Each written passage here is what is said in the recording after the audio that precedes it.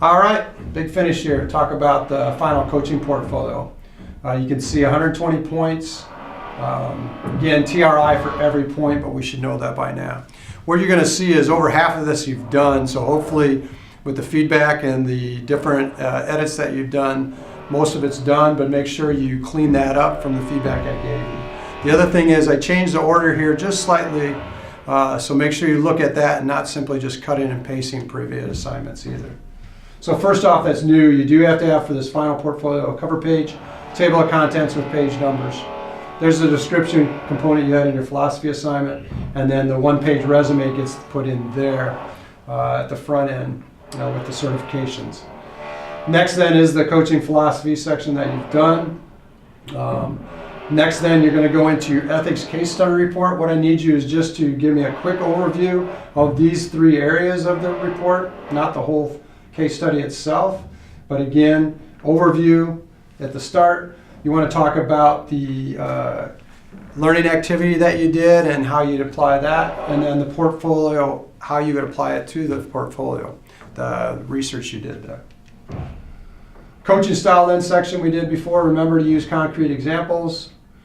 Team management structure, the 4 meetings you need to do. Make sure if you didn't that you actually have agendas, outlines, or a checklist that's separate from a paragraph form. That serves as that visual illustration again. And then the reward and discipline system you did with your template. That was the first one you did. Remember, you need to have a thesis statement, what and why, and then a reference cited to support it. And then the template itself serves as that visual illustration. You're going to see you're going to use that the rest of the portfolio. So the teaching plan, same. It says example templates. That means it's required to be that or you'll lose points in the illustration piece. Again, you'll do a seasonal plan. This can be a snapshot of 1 week as the template I show, or it can be a full calendar format if you want. Then you got your daily plan after that. Evaluation methods, and with fitness, the key components there is you want to make sure you're addressing TRI for each of the different parts of the year that we've talked about. Again, you need the templates that are included in those organizational templates from my website as an illustration.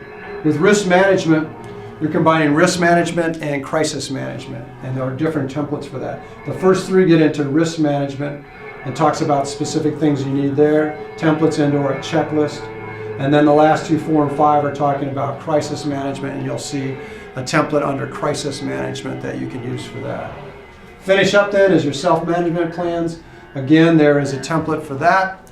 But what you're going to do is, again, as we talked about, going back to your philosophy where you talk to your athletes, usually it works well to use those same type of goals and objectives on your own self-management. Again, using the template and addressing the 3 parts of the year. List of references, as always, cited correctly. You can see you need a minimum of 8, but hopefully you've got more than that by this point. Good luck with this. Usually, if you've taken the feedback and made improvements, this ends up being a simple process, and you can work on the format so that it's a nice document you can use in the future for either jobs and or just showing people about your leadership philosophy. Thanks.